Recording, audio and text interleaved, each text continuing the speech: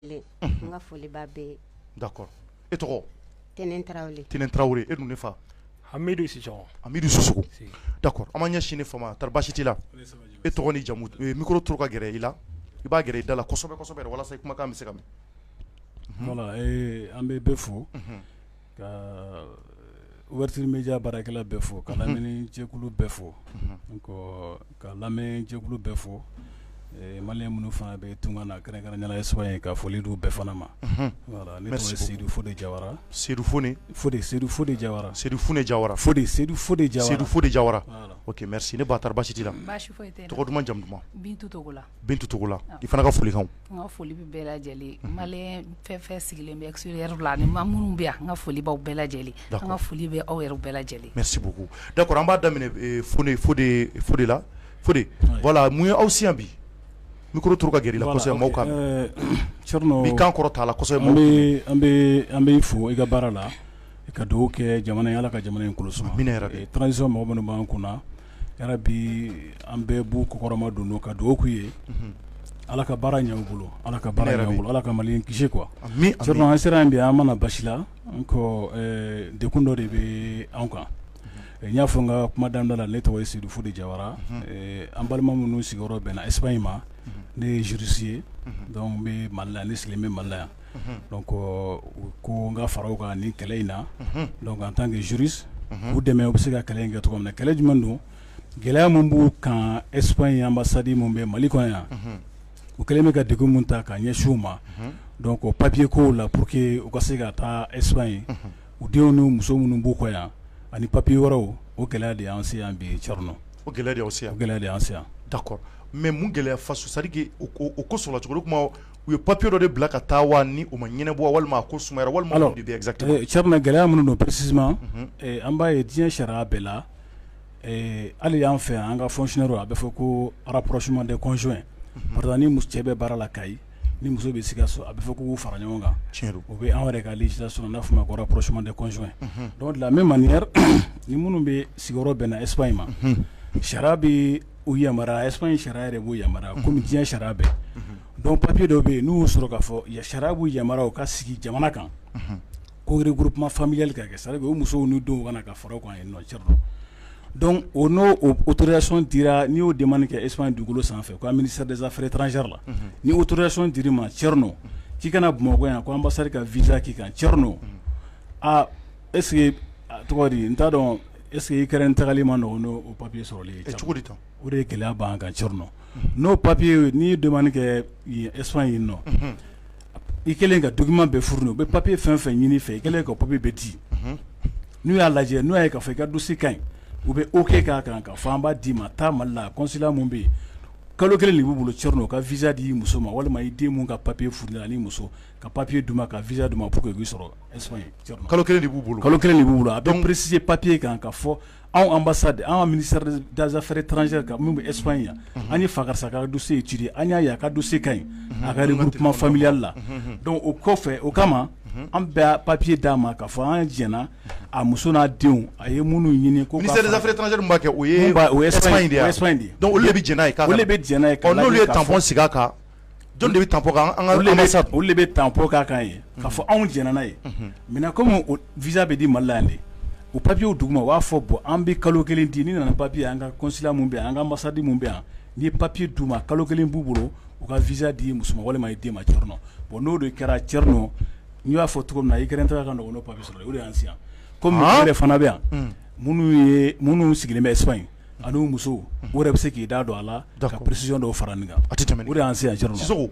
tari baasi tɛ yen. Baasi tɛ yen. An b'a daminɛ an bɛ e fana ka kɔrɔfɔ lamɛn tari Fode ye mun fɔ o don wa. Thierno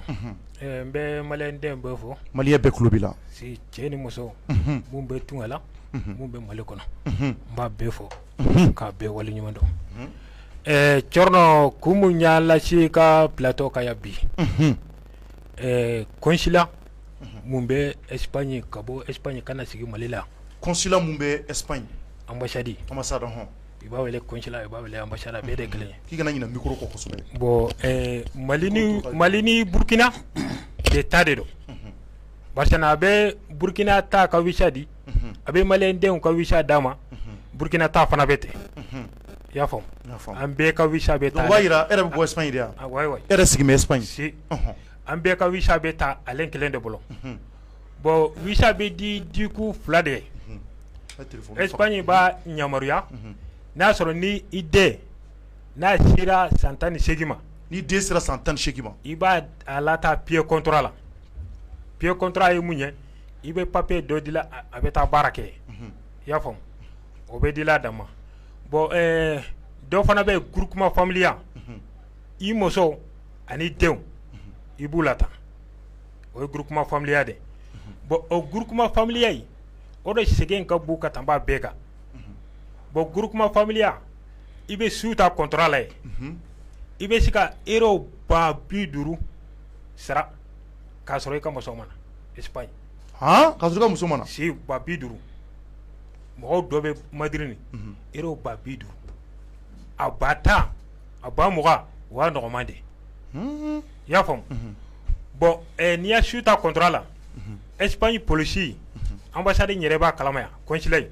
Espagne polisi bɛ taa su lajɛ i bɛ yamaruya sɛbɛn d'i ma wayi i ka su ka ɲi i ka su ka ɲi i ka su ka ɲi i ka muso ani den a bɛ se ka na su kɔnɔ donc u ti ka so de lajɛ fɔlɔ yan'u ka yamaruya d'i ma k'i muso ni den bɛ se ka yanni i ka papier d'i ma donc n'i tagara su lajɛ i bɛ ordre d'i ma i bɛ papier d'i ma i bɛ papier dɔ sɛbɛn i bɛ taa kɔlɔsiso la i bɛ papier d'i ma ɔ papier bɔlen kɔfɛ i b'i ka compte lajɛ b'i ka compte lajɛ n'i ka compte ka ɲi n'a sɔrɔ n'i ka compte ka ɲi n'i ka muso sera Espagne a dahirimɛ i tɛ dɛsɛ la i b'a fɔ ko wayi wari mun b'a kɔnɔ i tɛ dɛsɛ kɔ i tɛ dɛsɛ i bɛ se k'i muso ta i bɛ se k'i denw ta i bɛ se k'i denw ta donc u b'o bɛɛ de lajɛ fɔlɔ donc u b'o lajɛ n'i y'o bɛɛ lajɛ an bɛ papier ninnu labɛn ka na i bɛ segin ka papier dɔ i b'a du polisiso fana la bon olu b'a a numéro bɔ bon an bɛ wari d'i ma an ka lasigiden mun bɛ Mali la yan n'i nana o bɛ visa d'i ma facilement visa kan ka d'i ma facilement parce que a mɛnnenba Espagne autorités jɛnna n'a ye wayi a mɛnnenba tile 15 15 jours visa kan ka d'i ma n'a sera Mali la mais ne ma mun faamuya sisan yan'an ka taa yɔrɔ jan Espagne ambassade de bɛ visa d'i ma walima Mali ta Espagne ambassade de bɛ visa d'i ma yan Espagne lasigiden mun sigilen bɛ yan olu de b'a d'i ma olu de bɛ visa d'i ma mais sisan o b'a yira ko Mali nɔ tɛ Mali ambassade nɔ tɛ Mali nɔ tɛ Espagne de nɔ de Espagne ambassade Espagne ambassade mun bɛ yan o de nɔ de don i y'a faamu problème b'o de kan bon an kɔni nana an bɛ faamaw wele bon vraiment an degunnen don an sɛgɛnnen de don i y'a faamu aw degun bɛ aw sɛgɛn bɛ an degunnen don nin visa ko la an ka maraw bɛ yan i sɛgɛnnen don rendez-vous an bɛ ambassade wele rendez-vous a tɛ sɔrɔ a bɛ ambassade wele rendez-vous la a ɲɛ tɛ sɔrɔ a tɛ sɔrɔ a tɛ téléphone ta bon o tɛmɛnen kɔfɛ n'a y'a téléphone ta n'a y'a rendez-vous d'i ma a nɔgɔman de ye kalo 3 ye a nɔgɔman ye kalo 3 ye kalo 3 o y'a nɔgɔman de ye kalo 6 la a bɔ kɛ o ye rendez-vous dɔrɔn ni papier donna sisan bon n'a bɛ a y'a visa d'i ma a ma visa d'i ma k'i jaabi o fana nɔgɔman de ye kalo 6 ye kalo 8 kalo 9 dɔw yɛrɛ san 1 bon a b'i jaabi n'a y'i jaabi sisan jaabili a tɛ kuma ɲɛnaba fɔ a b'a fɔ ko i ka wɔlɔsɛbɛn i ka muso ka wɔlɔsɛbɛn a taara nin dugu la bon a tun man kan ka taa nin dugu la est ce que wɔlɔsɛbɛn bɔra wɔlɔsɛbɛn la a bɛ ka mɔgɔw ka papier caman tiɲɛ nin dɔrɔn de i y'a faamu k'a fɔ ka passeport ma ɲi o tɛ dɛ k'a fɔ papier mun bɔra Espagne o tɛ dɛ o bɛɛ ka ɲi n'a b'i ka papier tiɲɛ a b'a fɔ ko i y'a papier ta Kita ou bien i y'a ta Kulukɔrɔ bon e nana dɔ ta Bamakɔ a bɛ se k'i ka papier rejeté rejeté ku foyi t'a la donc o de sɛgɛn b'an kan o de dusukasi b'aw la donc an nana an bɛ Mali faamaw wele a bɛ Mali faamaw bɔ a kalama an bɛ Mali faamaw bɔ a kalama donc i ka wuli k'i jɔ bon i k'an dɛmɛ n'u m'an dɛmɛ donc an bɛ wuli ka manifestation kɛ mais yan'an k'o kɛ an bɛ président an b'a fɔ président ye ani premier ministre président Assimi Goïta an b'a fɔ a ye ani marabolo ɲɛma docteur Sogɛl Kɔla Mayiga ani marabolo ɲɛma an b'a fɔ a ye donc i k'an dɛmɛ n'u m'an dɛmɛ donc an bɛ manifestation kɛ parce que an de b'an sɛgɛn la donc o b'a yira aw ka ca an ka ca a bɛ maa joli bɔ kasi an bɛ maa 1000 bɔ a bɛ maa 1000 bɔ se an bɛ maa 1000 bɔ parce que tagali ye façon 2 de aw ye kojugu ye mun bɛ k'a den lata o ka ca bon n'a sɔrɔ ni mun bɛ k'i ka muso fana lada a ka ca bon burkinabé filɛ i bɛna Mali la i bɛ su ta donc i bɛ se ka su ta kalo kɔnɔ 5,000 6,000 i y'a fɔ cogo min a ka ca n'o yɛrɛ le location na i y'a faamu mais i bɛ se ka na san 1 kɛ Mali la o fana ka visa ko ɲɛ tɛ sɔrɔ sɛgɛn fɛn fɛn b'an kan a bɛ burkinabé kan dɛ o dalu b'i bolo o dalu b'i bolo e yɛrɛ y'o ye oui parce que an n'u bɛɛ de jɛra ka ko in kɛ parce que ka jɛ ka ko in kɛ i bɛna visa ta yan i y'a faamu donc an tun bɛna nin kumasiw la donc sin b'a la u k'olu fana sɛgɛnnen de don parce que n'an ta nɔgɔyara olu ta bɛ nɔgɔya mais n'an ta ma nɔgɔya olu bɛna anw mun fɛ yan donc olu ta tɛ nɔgɔya dɛ voilà olu bɛ bɔ Burkina kana dɛ a tɛ tɛmɛ o kan voilà d'accord donc Sissoko vraiment an ka faamaw tulo b'aw la an bɛ an ka président bɔ a kalama yan ni maa minnu ka surun a la u ka président bɔ a kalama ninnu nalen don kɔrɔfɔ mun na vraiment a kan ka lajɛ ji ɲɛma jɔlen na parce que jamanadenw don u ka denbayaw bɛ Mali la a ka di u ka denbayaw ka t'u sɔrɔ Espagne u y'a papier ko bɛɛ ɲɛnabɔ ka papier ko bɛɛ sigi sen kan ko n'i y'a ta k'a lajɛ Sissoko ka kɔrɔfɔ la ko Espagne yɛrɛ autorités jɛna n'a ye a ye nana aw denw ye donc visa kan ka k'a la ko n'i y'a ta ko sariya yɛrɛ la kɔrɔfɔ la fo de ye mun fɔ n ye ko visa yɛrɛ dili man ka tɛmɛ kalo 1 kan nka u bɛ san 1 de kɛ tirikitɔ u tɛ visa ko ɲɛ sɔrɔ nka ne fɛ ka mun dɔn Sissoko tari aw yɛrɛ sera u ka autorités ma k'u ɲininka ne ko mun de b'a to an bɛ mɛn ta fo san 1 est ce que dalu dɔ t'a la bon an sir'u ma parce que ni mɔgɔ min ka papier recetera sisan n'a ma visa sɔrɔ donc a bɛ segin ka taa Espagne n'a seginna ka taa Espagne sisan donc an bɛ taa avocat fɛ i b'a fɔ ko o tuma na ko consulat mun tun bɛ yen k'u y'a censé de ban wa an ko consulat mun tun bɛ yen u y'a censé a tagara Côte d'Ivoire mais Sénégali ta de nana an fɛ yan i y'a faamu bon ko nin de ye tiɲɛ ye parce que ni Sénégali yanni mun tun b'a fɛ yan n'a ka taa Sénégali donc o tun bɛ visa di facilement mais depuis kɔni tagara bon kura mun nana a tɛ ka visa di donc a tɛ ka mɔgɔw reçoit ka ɲa n'i y'a wele téléphone n'a tɛ sɔrɔ rendez-vous tɛ sɔrɔ donc nin de sɛgɛn b'an kan vraiment a tɛ tɛmɛ nin kan kɔrɔfɔ faamuyara a ye dɔ fara partageli kan an m'an ɲɛsin ni Bala kama ne ba tari baasi t'e la e fana bɛ Espagne walima ou bien e fana cɛ de bi Espagne n'o fana bɛ fɛ ka e lata ne cɛ de bɛ Espagne a bɛ fɛ ka ne n'a denw ta a bɛ fɛ ka e ni denw lata micro jigin dɔɔni i da kɛrɛfɛ kosɛbɛ an k'i fana kɔrɔfɔ mɛn maintenant ne bɛ fɛ ka mun dɔn e fana nana mun ɲini yan bi mun b'e bolo bi nin ne fana nana yɛlɛ plateau in kan degun min b'an kan ambassade ko in na k'a daminɛ ne yɛrɛ t'a daminɛ bi an filɛ a san 4 kɔnɔ san 4 e ka papier ko bɛɛ ɲɛnabɔra san 4 e ma visa sɔrɔ ne bɛ visa de kɔnɔni la bi ne cɛ ni Mali nali cɛ don ne filɛ a san 4 kɔnɔ n'u ye fɛn fɛn fɔ ambassade ye fɛn fɛn fɔ an bɛ taa ɲini kabini an ka village la fo Bamakɔ yan u y'a vérifier k'a lajɛ u ko madamu papier ɲana sisan i bɛ se ka lamɛnni kɛ i ka téléphone na visa sisan u ye ne wele u ye papier dɔ ta ka di ne ma ko ne ka fɔ n cɛ ye ko ne ma visa sɔrɔ awɔ ko ne ma visa sɔrɔ k'a bɛ ɲɛɲini Espagne de k'e k'o f'i cɛ k'i ma visa sɔrɔ ne ko ne k'o ɲɛfɔ n cɛ ye cogo di ko ne papier min dilen filɛ ne ma ko ne k'o ci n cɛ ma ne y'o ci n cɛ ma tellement que sɛgɛn min tɔɲɔ min b'anw kan bi ne kelen tɛ dɛ an Espagnol musow an baga sɛgɛn min ye ambassade da la bi Masa Rahamani de b'a dɔn mais e y'a ci cɛ ma i cɛ ye mun fɔ ne y'a ci n cɛ ma ne cɛ ye yen kɛ kan t'u da o n'i y'a fɔ cogo cogo kan t'u da o parce que yan ambassade fɛngɛ consulat ko malien ka ca Espagne kojugu fo malien ka ɲina ambassade da kɔ de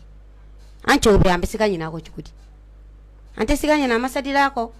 mais e y'o mɛn cogo di awɔ an su ni tile bɛ yen an yɛrɛ n'an kun tɛna yɛlɛma yen sa de a bɛ taa yen kuma bɛɛ toujours an bɛ yen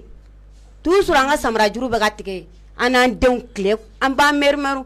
n'u ye heure min d'i ma o heure b'i jɛ e ni den de jɔlen bɛ maɲumanko la don dɔw la safo yɛrɛ tun bɛ ne sɔrɔ yen papier kelen kun kɔrɔ ni n den n bɛ segin don dɔ la fo mɔgɔw bɛ ɲa ma ala kama ka wari di yan ko n ka taxi ta n'u ko taxi n b'a fɔ ayi taxi ta wari tɛ n bolo dɛ sotarama ta wari de bɛ n bolo o b'a sɔrɔ n bolo wari bɛɛ banna u y'an ne ka dossier ladon ko visa u y'a labɔ dugujɛ ko n ka n'a minɛ ko ka taa a bɛ traité espagnol la an taara a bɛ traité espagnol la an filɛ o sigida la n'u tilara k'o dossier labɔ tuguni k'a d'an ma ko tiɲɛna k'an ma visa sɔrɔ o ko in de degun b'an kan bi ne kelen tɛ dɛ a ka ca jama de ye ne bila anw choisi k'an bila k'an ka yɛlɛ plateau sanfɛ an k'a ɲɛfɔ. D'accord. An b'a ɲini an balima minnu bɛ Espagne u ka vidéo in partager u k'a partager pour vraiment ka se ka ninnu ka kumakan ka cari kosɛbɛ. A ye vidéo in cari fan bɛɛ pour que an ka jamana ɲɛmɔgɔw tulo bɛ se ka don a la ni fura min bɛ sɔrɔ a la o ka se ka kɛ joona joona parce que n'a fɔra ko papier dafalen don u yɛrɛ ka kɔrɔfɔ la ko olu ma se ka visa sɔrɔ o tɛ faamuya n'a sɔrɔ papier man ɲi sisan u bɛ se ka faamuya nka u kan ka t'u cɛw nɔ u wulila k'u jɔ u cɛw wulila k'u jɔ Espagne yɛrɛ y'a yamaruya u ka kɔrɔfɔ la ko papier ka ɲi aw musow bɛ se ka na aw denw bɛ se ka na nka n'olu ɲɛ b'a la o papier mun cira ka na yan ko visa tɛ se ka sɔrɔ k'olu tɛ ka fosi faamuya o de la donc nin waati in na an b'an ɲɛsin ba ma i yɛrɛ tɔgɔ yɛrɛ filɛ Bintu Togola Bintu maintenant an balimamuso fana bɔra ka mun e bɛ se ka mun fara ale ta kan o kelen don wa. O kelen don. mais ale ɲinana jumɛn kɔ ke ale ɲinana caman caman de kɔ. parce que ka gɛrɛ kosɛbɛ. parce que an ka degun min b'an kan ambassade ko la n'an ko an b'a bɛɛ fɔ an tɛ se k'a bɛɛ fɔ plateau in sanfɛ k'an bɛ tila a la. a tɛ se k'a bɛɛ fɔ plateau kan k'aw bɛ tila la. an tɛ se k'a bɛɛ fɔ mais an kɔni bɛ dɔ fɔ minnu ka gɛlɛn o fɔlɔ ye texte ADN ko o problème ba b'an kan. texte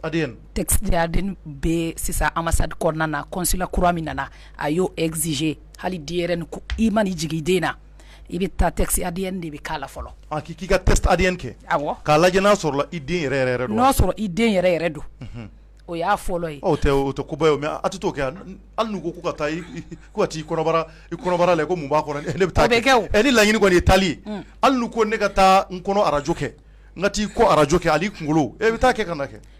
an b'olu bɛɛ kɛ olu yɛrɛ o rendez-vous sɔrɔli k'a daminɛ yɛrɛ an cɛw bɛ papier d'a Mali min kɛ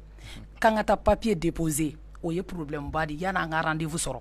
an bɛ mɛn rendez-vous dɔn fɛ an bɛ se ka kalo 5 kalo 6 k'an bɛ ka rendez-vous ɲini an t'a sɔrɔ wa n'an ye rendez-vous fɛnɛ sɔrɔ n'an nana ambassade mana an ka dossier minɛ o rendez-vous n'an y'a sɔrɔ de o bɛ se ka kalo 5 wɛrɛ d'an ma k'an k'an sigi k'u kɔnɔ kalo 5 kalo 6 wɛrɛw kɛ k'u kɔnɔ n'an y'u kɔnɔ ni don min na n'an donna ambassade kɔnɔ n'an ye visa dépôt kɛ n'an seginna ka bɔ nka tugun an bɛ se ka kalo 7 san kelen dɔɔnin ne yɛrɛ filɛ bientôt ne ta bɛ 8 mois de bɔ u b'a wele wa n bɛ sini n ka téléphone n bɛ wuli ne hali ne bɛ ɲɛgɛn kɔnɔ n b'a da ɲɛgɛn sanfɛ. n'a sɔrɔla n'u y'i wele n'u ye n wele n'u m'an sɔrɔ o degunba b'an kan ani minnu bɛ yen nɔ ni nationalité b'u cɛw bolo n'u b'u denw ka nationalité ko la yan nɔ n'u ye ka visaw nana n'u dɛsɛlen don ka nationalité sɔrɔ u denw ye o jama caman bɛ yen jama in groupe a ka ca wa ambassade da yɛrɛ la hali an bɛ taa an jɔ n'an den minnu ye an b'an jɔ goudron de sanfɛ école maintien da la o ni ambassade da bɛ tan de an b'an mɛriw di gani dɔ bɛ yen an bɛɛ b'an jɔ yen de hali ni san bɛ na a bɛ na an kan a bɛ ja an kan o degun b'an kan denw b'an bolo an denw tulo ka gɛlɛn hali ni mobilitigi dɔ sera an ma dun donc yɔrɔ ka gɛlɛn bon mɔgɔ baden hali wɔlɔfɔ muso dɔw b'an na o nana yan awɔ o nana yan a nalen Mali la a nana a denw ka papier ko la a bɛ so ta a kun nana ni a den minnu ye kelen yɛrɛ fatur'u la visa ma sɔrɔ mɔgɔ wɛrɛ ma se ka bila a nɔ na papier tilala ka rejeter a don hali mɔgɔ si tɛ yen hali ni ji b'i sen tɛgɛ kɔnɔ i b'a labɔ muso nɔfɛ parce que a ye ɲani bɛɛ kɛ ka tila k'a den fatu visa ma sɔrɔ. mais sisan nin ko in ne fɛn ka mun dɔn u b'u ban ka visa de di aw ma walima u b'a fɔ ka taa dɔrɔn u tɛ fosi fɔ. ayi u b'a fɔ de ko a ye taa an bɛ na wele a y'aw ka téléphone ma dɔw la an bɛ taa o de kan n'an taara o de kan an bɛ su de kɛ k'an ka téléphone na ye ni y'an lafiyatɔ ye don dɔ la an b'a dɔn pɛrɛ ko dimanche tɛ baara kɛ an bɛ se ka ɲinɛ an ka téléphone k'olu de la sinon k'a daminɛ lundi la ne yɛrɛ n bɛ sini ka téléphone. u t'a fɔ a ye visa sɔrɔ u t'a fɔ a m'a sɔrɔ u t'a fɔ nin problème b'a la a ye na nin kalo in na. yɔrɔ u ye n balimamuso ka visa la segin a ma mais anw bɛ yen anw mɔgɔ hakɛya min bɛ yen n'anw y'an ta dépôt kɛ n'u m'a fɔ a man ɲi a ka ɲi u ma foyi fɔ an ye n'an bɛ sigilen ten o de ka ca na ne bɛ kalo 9 dɔw bɛ kalo 10 dɔw bɛ san 1 dɔw yɛrɛ bɛ san 1 kɔfɛ ala an ka papier n'a ko k'a bɛ texte ADN ka anw denw na anw kalo 8 anw bɛ k'aw kɔnɔ texte yɛrɛ ma daminɛ fɔlɔ donc o texte bɛ kɛ wagati jumɛn n'aw tɛ papier di aw b'a fɔ a nin de bɛ yen an t'a di a ye taa o la n'o kɛra an bɛɛ bɛ lafiya nka a tɛ fɔ an somɔgɔw tɔɔrɔlen don an cɛw tɔɔrɔlen don u bɛ wari sara ne yɛrɛ cɛ filɛ a ka so contrat a y'a wari sara a contrat banna a tilala ka segin ka contrat wɛrɛ filmer non hali bi wa nin ye ne cɛ san 3 de a tɛ na ni maɲumantɔ ko ye koyi ne cɛ san 3 de filɛ a tɛ na ne yɛrɛ cɛ ko k'a bɛ na semaine wɛrɛ parce que ni papier b'a sɔrɔ ale bɛ na a ka denbaya la degun b'an kan dɛ a barika Ala ye vraiment nin ye ko ye ko min bɛ k'a tɛ faamuya maliyɛnw a y'a partager an b'a ɲini jamanaden bɛɛ ka nin partager fura ka sɔrɔ nin na an yɛrɛ ye k'a fɔ an ka jamana yɛrɛ kɔnɔ ni ambassade ninnu na u kɛmɛ ka maliyɛn yɛrɛ de kɛ i b'a fɔ ko nafa t'an mun don an t'a dɔn ne yɛrɛ hakili bɛ hali n ka Amérique ta la o yɛrɛ ta teliyara cogo min na n'i bɛ don i bɛ papier da n'u bɛ papier segin ma k'i ma visa sɔrɔ a si tɛ kɔrɔ si f'i yɛrɛ jɔlen bɛ se ka jɔ i yɛrɛ la ten i b'a fɔ ko ne ye mun mɔgɔ nasugu ye tan wa i b'u ɲininka ko mun kɛra o tɛ foyi si kabako dan don i bɛ don dɔrɔn i b'i ka papier ta ka d'u ma u b'i ka papier la i b'a fɔ voilà u bɛ se ka i fo ten dɔrɔn ko taa kɛ i ma visa sɔrɔ i m'a sɔrɔ ka da mun kan foyi tɛ fɔ i bɛ taa ten o kɔni vraiment nin ko in kɔni an b'a ɲini vraiment fura ka sɔrɔ a la maliyɛn fana ni maliyɛn yɛrɛ taara jamana kɔ kan n'i ye jamana o jamana ta Afrique kɔnɔ yan maliyɛn mana taa jamana ninnu kan maliyɛn bɛ taa sɛbɛ de la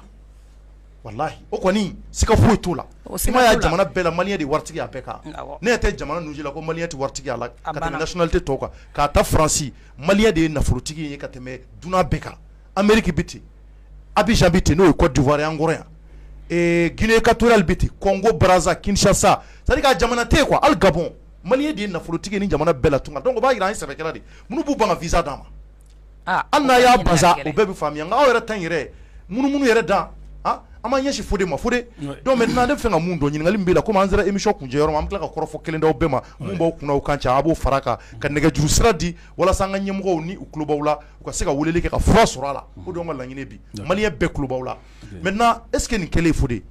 rapidement i bɛ kɔrɔfɔ surunya dɔɔni parce que heure y'an tantigɛ ma aw sera an ka faamaw ma wa par exemple i b'a sɔrɔ an yɛrɛ ka ministère des affaires étrangères bɛ yen n'o ye Abdoulaye Diop ka yɔrɔ ye est ce que aw taara yen ka taa ɲɛfɔ ko u bɛ ka Espagnol bɛ k'an munumunu u tɛ ka fɛn fɔ an ye ni ma fili a ɲɛnabɔ yɔrɔ de ye yen tout à fait o tɛ yan tout à fait ok voilà Thierno min fɔ i ka ɲininkali la an ka émission na an tɛ se ka don émission kɔnɔ ka bɔ an ka mɔgɔ dɔw bɛ yen n'an m'olu fɔ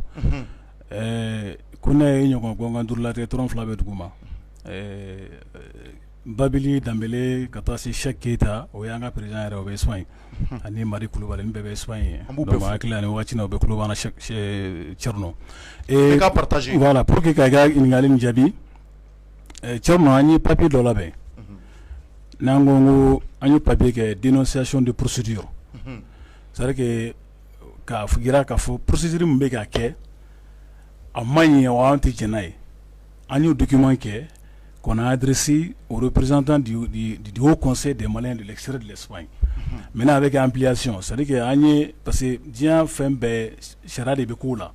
Donc i bɛ relever mun na directement i b'i ka damakasi kɛ i b'a ɲɛsin o la maintenant i bɛ tɔw bɔ a kalama n'o ye ampliation an y'o baaraw de kɛ o ampliation na comme i y'a fɔ cogoya min na il y a le Haut Conseil des Maliens de l'extérieur Bamakɔ nɔ oui lui il est ampliataire il y a l'ambassade du Mali en Espagne il y a le ministère chargé des Maliens de l'extérieur. Il y a le ministre des Affaires étrangères, Job, comme tu l'as si bien dit. Il y a aussi l'ambassade du Mali, même le bureau de l'Union européenne. L'Union européenne. Voilà, Espagne est ensemble là, Espagne est l'Union européenne là. Donc,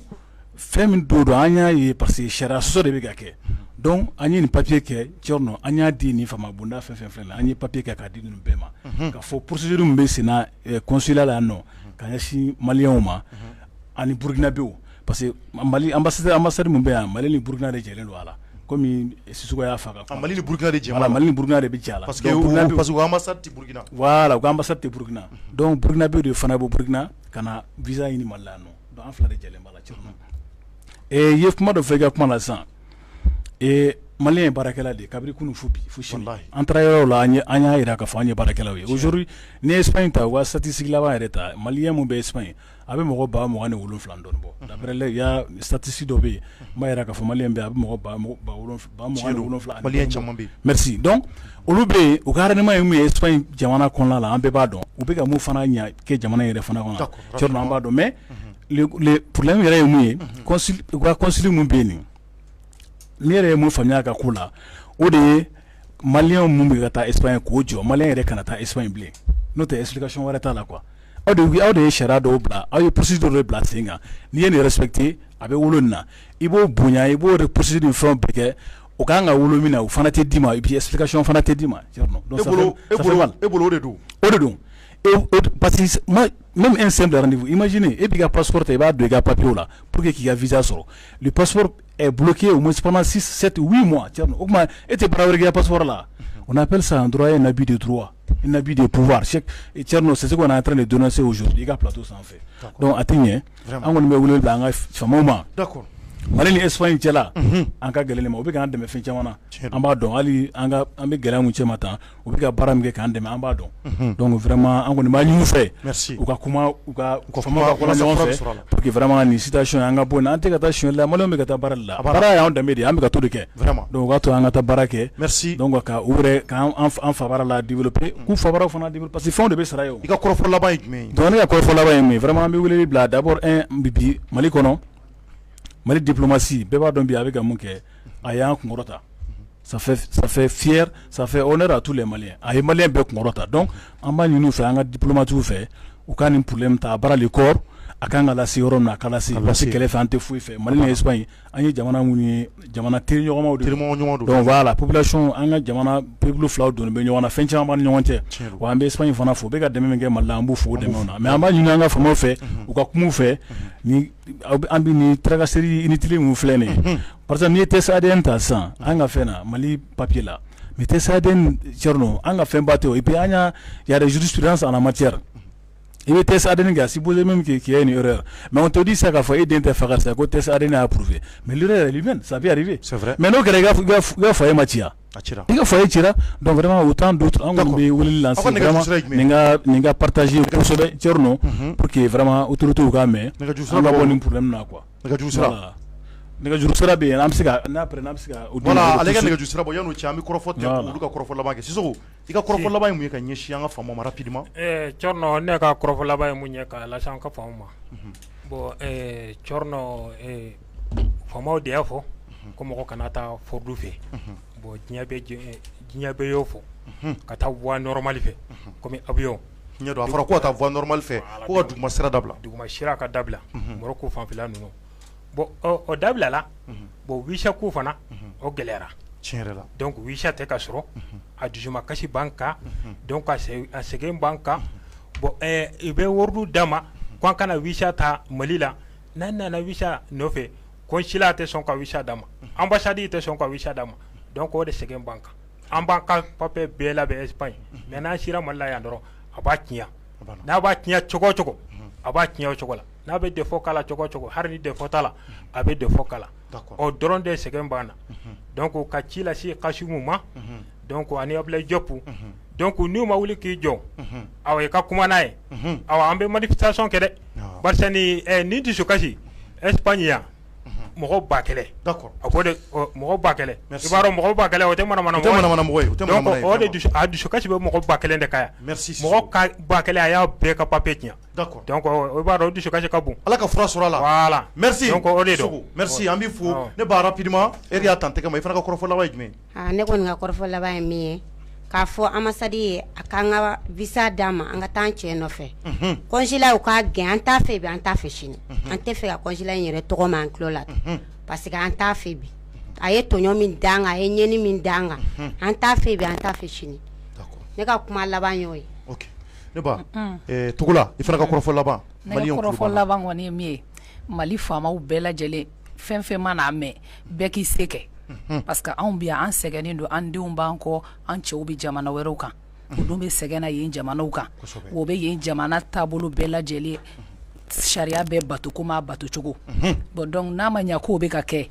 u ka sabali u ka u kɔfilɛ anw na pour que an bɛ se ka se an cɛw ma an denw bi yan anw yɛrɛw bi yan an bɛ maɲumanko la ala ka fura sɔrɔ a la maintenant nɛgɛjuru sira di yan an k'o fɔ mɔgɔw ye vraiment merci Maliens an b'a ɲini aw fɛ a ka partager nin y'u ka nɛgɛjuru sira ye an b'an ka faamaw interpeller vraiment nin degun de bi an balimaw kan u bɛ fɛ ka taa u cɛw nɔfɛ Espagne gafe bɛɛ b'u bolo k'u tɛ fɛ u musow ka tɛmɛ duguma sira fɛ tout le temps an yɛrɛ bɛ tile ka conseil di n ko u kana taa duguma sira fɛ duguma sira in man ɲi u ka taa voie normale fɛ i b'a fɔ Sisoko y'a fɔ cogo min na n'u taara o fana fɛ ni procédure ɲɛna u k'a lajɛ k'u ka visa d'u ma ni visa fana tɛ di a y'a fɔ an ka visa tɛ se ka di k'a dalilu kɛ nin a banna kuma t'o kɔ o de y'an ka laɲini donc maintenant pour que fura ka sɔrɔ a la an bɛ nɛgɛjuru sira dɔw ma an bɛna